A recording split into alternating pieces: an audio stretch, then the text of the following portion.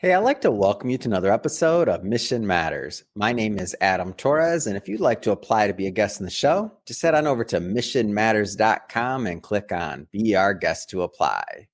All right, so today is a very special episode. We have a return guest in our midst. Her name is Kay Wilson Bolton. She's author of the newly released book, Harvard Shelter, How Two Small Southern California Cities Saved Their Homeless Shelter. I'm proud to be holding a copy of it in my hands. So we got a lot to talk about this book. But Kay is also the volunteer director over at Spirit of Santa Paula. And we've worked together in the past, and we've also published some of her work and some of the Santa Paula story in the past and her real estate background in the past as well. So, I mean, Kay, at this point, you're a co-host. Welcome. Should I say welcome back to the show, or should I say here's the mic? It's always nice to be with you, Adam. Thank you so much for caring about so many things. Well, Kay, I know you know the drill, and I'm always thrilled to ask you this question, and it's a privilege. So we'll start this episode the way that we start them all, with what we call our Mission Matters Minute. So, Kay, as you know, at Mission Matters, our aim is to really amplify stories that we feel need to be heard from mission-based individuals and organizations. So that's our mission. Kay, what mission matters to you? The most important thing to me right now is making sure that people have a safe place to sleep at night. I wish there were a number of dwelling units that people could actually live in, like apartments and duplexes and mobile homes and anything affordable. But for those who are experiencing homelessness, the only option really is a shelter. And so I'm committed to doing what I can in my community. I would love to worry about Ventura, Santa Barbara, Oxnard, but I've been planted here in Santa Paula, Fillmore, and Piru, known as the Santa Clara River Valley. And so that's where I'm going to do what I can to give people shelter, good food, and encouraging words. Yeah. Well, love having you on the show, and love bringing mission-based individuals on the show to share, why they do what they do, how they're making a difference, and really like what we can all do to get involved and to help as well. So at the end of this, just for everybody watching this, of course, I'm going to give Kay the opportunity to leave websites, other things, so that people can get involved. So keep that in mind as this interview unfolds. So Kay, I was racking my memory earlier today, and I'm trying to figure it out. So how long ago? So Harvard Shelter, I know the book wasn't named, and we didn't have the full book done yet, obviously, but when did we start this project? Like, just the conversations. I feel like it's been a solid 1-2 years, maybe a little bit more. It's been closer to 2 years. I think on Facebook, I saw you talking about Mission Matters, and I said, I wonder who that guy is. And so you invited anybody to visit your website or your Facebook page. And that was our original connection. And I knew that I have a story to tell, and I wanted to connect with somebody who could help me tell it. Yeah. Yeah. And so as we've worked through this publishing journey, we've done some co-authored books together. And then this is your first, like I like to say, the opus, the big one here. And this encapsulates a lot of the things that we've been working on throughout the years, and to put it all in one book. First off, for authors out there, I asked this question for them, or would-be authors, like, what's it like going through the process of putting together like the full book? If it wasn't for Marguerite Bonnet, I just could not have done it. I think we worked together about a year. I'm a full-time real estate broker and managing the Spirit operations as a volunteer, and some of the other things I do was really problematic for timing. Mm-hmm. So what's interesting is I would think of a subject, and at first she was interviewing me and taking notes, and I thought I got to make this easier for both of us. So when I would be driving, I would actually send myself an email, and I would talk about Maria and what happened to her on her first day of work, and just amplifying the story. And then when I get back home, I would cut and paste it into a Word document, dress it up, and then send it to her, and there was a chapter. So she was wonderful about making it easy to read and adding, subtracting words that were beneficial. So, oh gosh, she was wonderful. So I couldn't have done it without her. And actually, I got to a point in, I think, September when she said, Kay, you have to cut this off. And it was good advice because I could have kept going just with the stories of people's lives, connecting with them, trying to find services, bringing them into the shelter, getting them settled, oriented, giving them a little hope where they had none. So without Marguerite, it wouldn't have happened. But it took a good year to get it to completion. Whether it was on those drives where you were dictating or in the editing process or at any point in the process, was there any reflection points or things that kind of just surprised you, like about yourself? Like I know whenever I'm doing kind of a deep dive, and I recently came out with a book maybe a year ago or so, and I had to really reflect on myself and as an entrepreneur and from an angle I hadn't in the past. I learned a bunch of things that I'm like, whoa, I didn't really remember sometimes and otherwise. Like, was there anything that surprised you on that journey for yourself?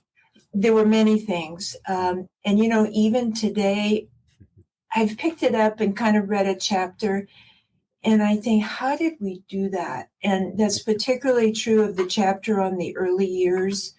I am astonished that we ever did that.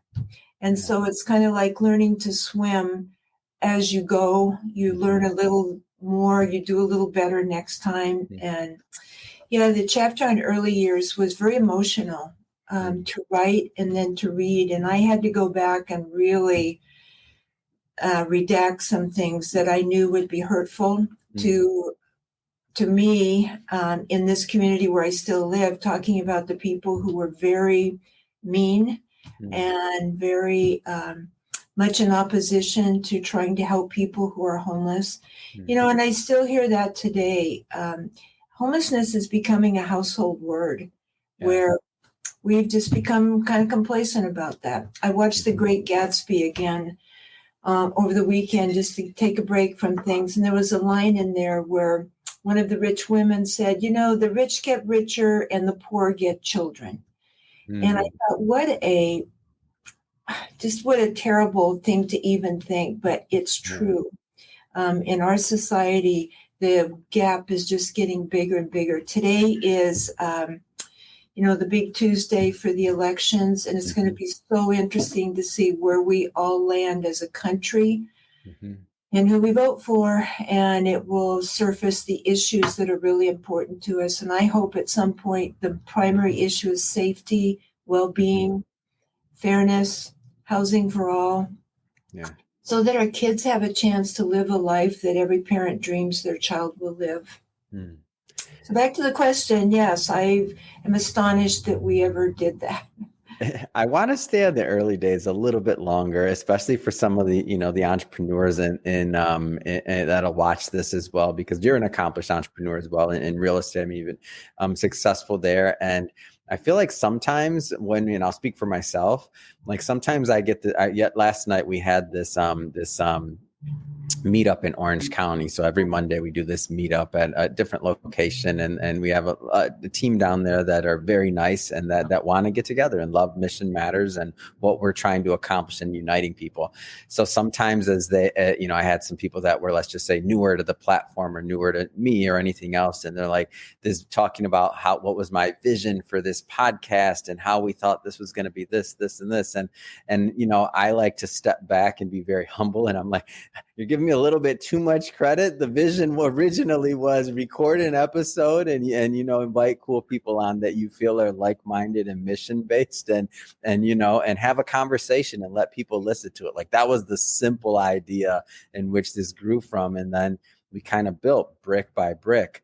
But from your end, thinking about those early days, especially in the context of the book and reflecting back, like what is that like for you, that reflecting back part, and maybe give us some insight into those early days?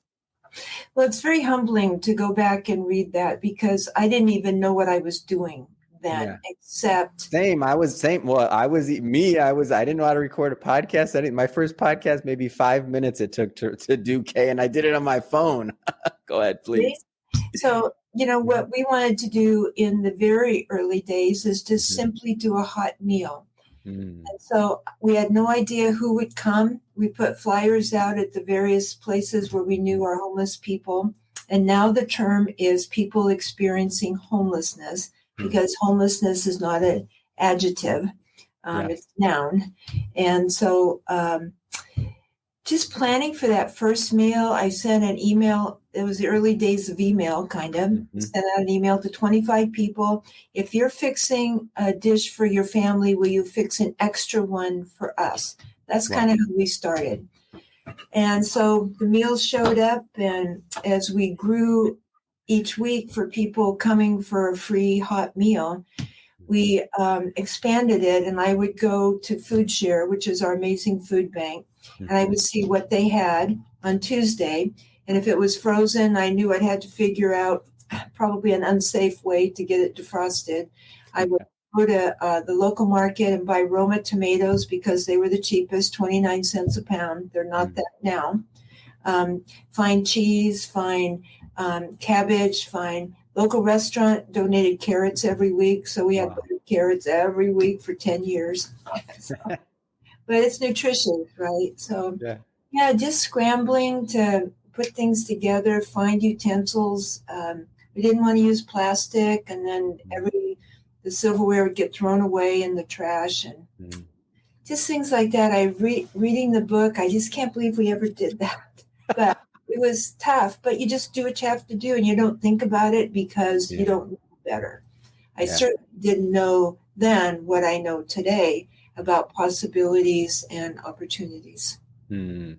I feel like that being naive in the beginning and just going after and doing something and one step at a time and not knowing, like sometimes not knowing and being naive and going forward, just doing the action, the next meal in your case, and like the next week of how many people you could help, like that's almost a blessing at time before you're then blessed with the ability to not be able to unknow what you know, right? Like, it's simple in the beginning sometimes. Right. You know, when I look back, we had for 1 week, we had $25, and I had to decide, we used takeout containers for people who didn't want to sit down and eat. And then we grew. And so we have a budget now about $2 million a year, which is like unbelievable growth. But, God was so much a part of it, and blessing us, giving us setbacks, giving us challenges, giving us disappointments. And I know it was to see if we were in it for the long haul or not, and what is the level of commitment to people who really need help. And so here we are, different audience, but same problems. What do you hope, jumping around a little bit here, what do you hope that the readers of Harvard Shelter get out of this book? Probably two things. I didn't know you were going to ask that, by the way. I'm going to say two things. One is that all things are possible. And if you have a longing to make a difference in your community, there is something you can do. It could be small, and it could be taking water bottles to the local park where people who are homeless are congregating. It could be anything is possible. And so, and there's power in numbers.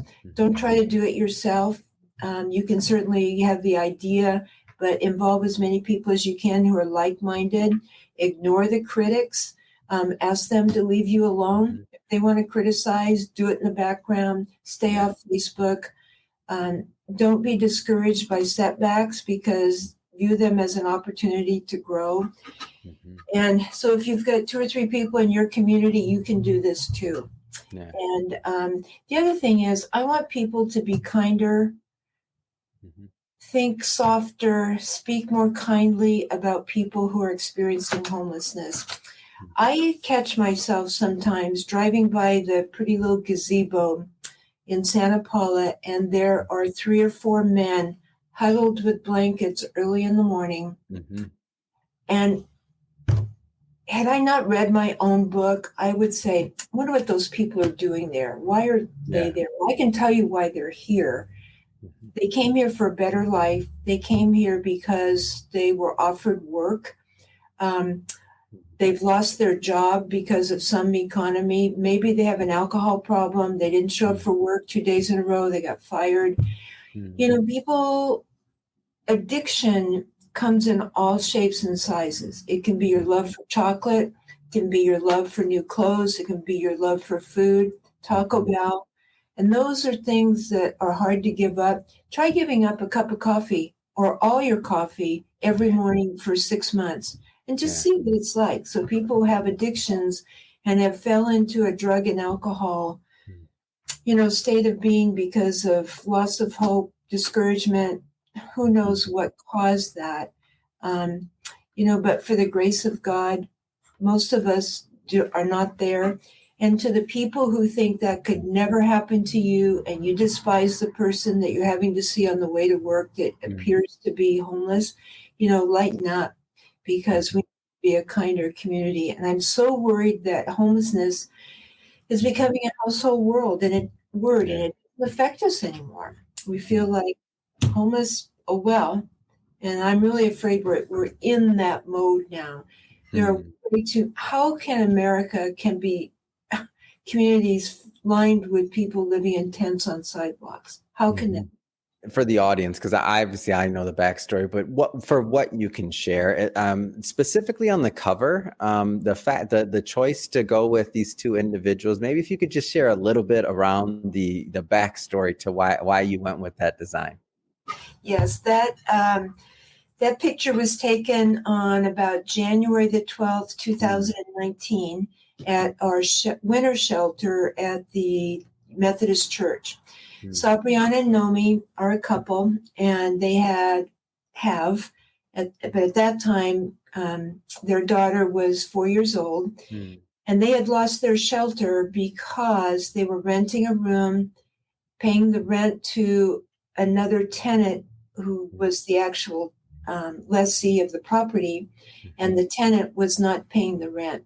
So 11 o'clock at night, they were told by the tenant and the person receiving their rent that they had to be out at 6 a.m. because the sheriff was coming to evict them all. And of course, they said, how can that happen? Because we paid our rent. Well, the tenant used the money and didn't pay the rent to the landlord. So at 6 a.m., they found themselves homeless. And they had 2 bicycles and a little trailer behind one of them. And Christina was in the back. And I shouldn't have used her word, but she's in the book. It's all right. She was in the back. So for about 3 weeks, they were riding the streets of Santa Paula with Christine in the back. They would ride at night so she could sleep. And finally, the police officers said, we're not going to let you guys do this anymore. So they took Christine away one night. And one of the officers said, you need to go see Kate and get yourself straightened out. So they came to see me the next day, and I took that picture of them. Christine was gone, and they had a little dog named Brownie, and Brownie's in the picture, and that is them 5 years ago. So what happened and why they're so important to the story is it's all about hope. It's about somebody taking your hand, and it's doing what you're supposed to do. Don't fall back to any old habit you might have that gives you an excuse for not. So they kept every appointment. They got connected with homeless services, behavioral health. They had a caseworker. They had to work with CPS, Child Protective Services, because Christine had been taken away from them. Nomi got jobs, and Sabriana was kind of taking care of the family. And so they went from us into Gabriel's house, which is a transitional living environment. They were able to have Christine come visit. Christine had been placed with a beautiful foster family in Santa Paula. They allowed visits. They actually wanted to adopt Christine because she was such an adorable child, and Nomi and Sabriana weren't working full-time and supporting a family yet. But then Sabriana got a job. They were able to afford an apartment. They found a landlord who was willing to give them a chance. That's another piece of this. So they rented a little studio. Christine was able to come back and stay weekends with them. And they evolved into both getting jobs, higher pay. They ended up working for Spirit of Santa Paula, both of Mm. them. Nomi is now the operations manager. Sabriana is the case manager, the lead case manager, and Christine is back thriving in school, and they have their own apartment. They both have braces on their teeth. They have a budget. They have a savings account. I mean, it's a dream come true for how you want a story of sadness and sorrow and hopelessness to end. Yeah. That's why they're on the cover in their first state, and they're inside the book as they are today. Healthy, prosperous, happy, to dream come true. So if every story could be like that, we would see daylight every day. We don't see daylight every day for many of our guests because they've got addictions. They're lazy. They are housed now and they think everything's just fine. But at our shelter, they have to be compliant with case management and follow instructions, or sadly, they are asked to leave the shelter to make room for somebody who wants to come in and actually better their lives and cooperate with us. Yeah. And I feel like and thank you for sharing that story, Kay. And the reason I wanted to bring that out too is just to kind of dispel the myth. I do understand that there is a segment of the people that are experiencing homeless population that may have addictions or other things like you mentioned. But then there's also like the story you just shared, where that was just kind of some bad luck, really, like on that one. Like they were paying their rent, and all of a sudden, like in a blink of an eye, their entire life is flipped upside down, and at least they had each other and were able to work back. But some people and that they found you, but that narrative, had the shelter not existed, had you and your team not been there, like that could have been very different, right?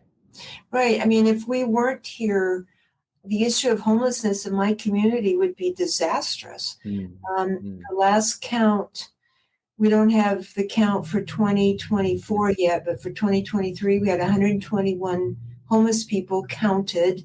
Yeah. And we probably figure there's 180. And we have a number of undocumented people coming into the community. And I know that's a sensitive topic in all of America right now. But here's what just happened. We had a young couple come from Colorado who are actually from Venezuela. They came across the border. They were given a bus ticket. They could choose Florida, Colorado, or California. They ended up in Colorado. When work ran out, they were 23 years old, married, and she's pregnant. And when work ran out, they found on the internet Harvard Shelter, ended up in Santa Paula one day and wanted to stay. Well, we're funded by and for the communities of Santa Paula, Fillmore, and Piru. We have an obligation to our community and to our funders to take care of our community. So, turning somebody away is just a wretched experience, particularly in those circumstances. So we kept them for one night. We drove them to One Stop in Oxnard, turned them over to other providers who have more ability to take care of them. But we've got a lot of complicated problems in our country that are creating even a greater complicated problem in the area of homelessness. So without being political, that's part of what's impacting our ability to keep people housed. Let's I want to go with some of the time we have left here. I want to talk a little bit more about Spirit of Santa Paula for maybe some people that didn't catch some of our previous work. Of course, we want everyone to pick up a copy of the book. That's a given. But to give us some updates. It's been a while since you and I talked. Like what's happening right now, and really what's next? Like in 2024 year for people that are watching this in the future.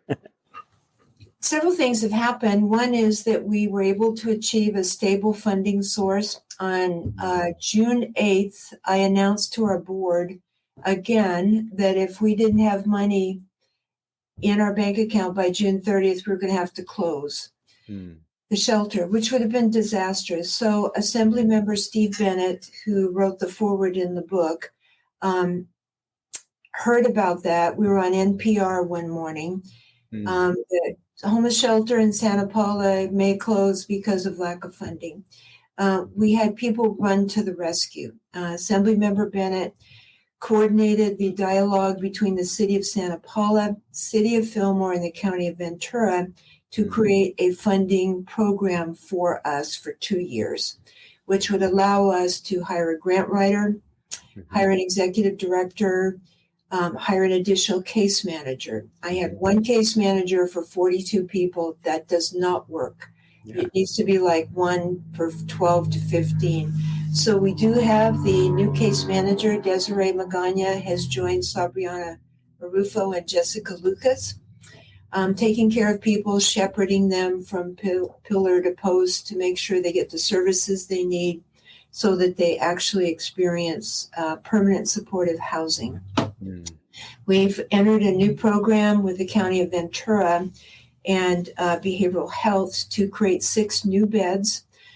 Thanks to the Merriweather family in Ventura, they provided funding to get us started on that program, and we utilized their funds for other sources, but they were the inspiration to help us get started, where we have 6 new beds for people who are attached to behavioral health, case managed, social worker, psychiatrist, caseworker, to be sure that they are attached to all services.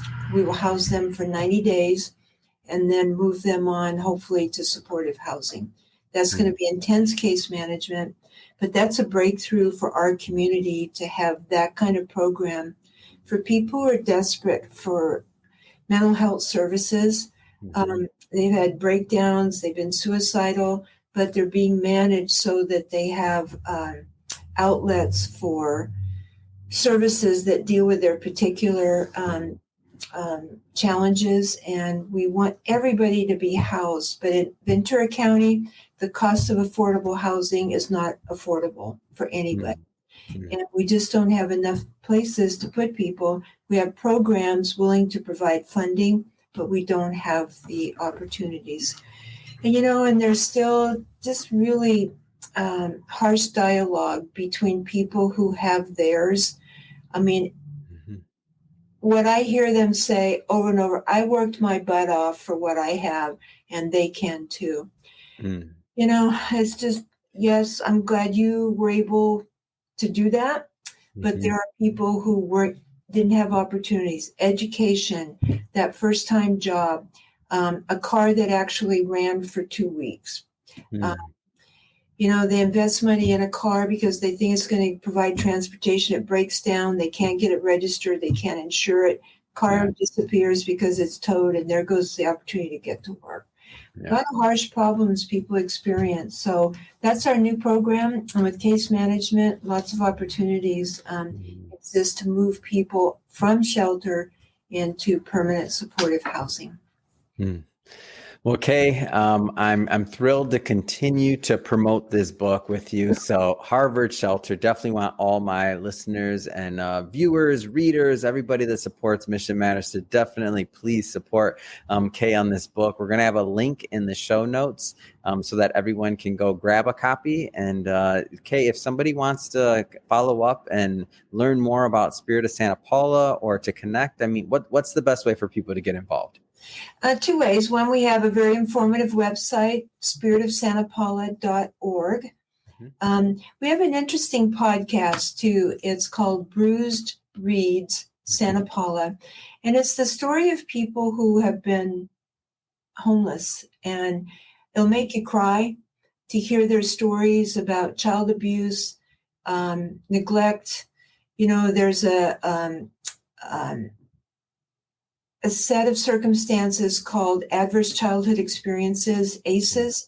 If someone has had more than 2 or 3 ACEs in their lives, their chances of not surviving as an adult in a productive way are multiplied. So it's adverse childhood experiences, poverty, abuse, sexual abuse, neglect, parent in prison, that just add to terrible experience, homelessness, particularly within their parents, and then all of that abuse that follows the tragic circumstances of living in a homeless environment. So podcasts are very interesting. It will give you an insight into the lives of real people who have and are experiencing homelessness. And then anybody can call me, 805-340-5685. 5025. And you can put that maybe somewhere for somebody. So happy to talk to anybody. And I'd encourage anybody who has a thought in their community, they want to do something, to call me. I'm available for consultation for free. And I can come and meet with you if that would even help. So don't be shy about wanting to do something, because there's lots of possibilities and opportunities. Fantastic, and we'll put that information into the show notes for the audience. And speaking of the audience, if this is your first time with Mission Matters or engaging in an episode, we're all about bringing on mission-based individuals to share, why they do what they do, how they're doing it, and what we can learn from that, so that we can all grow together. If you haven't done it yet already, hit that subscribe button, because we have more interviews coming up on the way, and we don't want you to miss a thing. And don't forget, pick up a copy of the book. There's a link in the show notes so that you can grab a copy as well. So I have mine, you grab yours as well. So Kate, thank you so much. It's a pleasure. I can't wait to continue promoting this book with you. Thank you, Adam. I appreciate you a lot. Bye for now.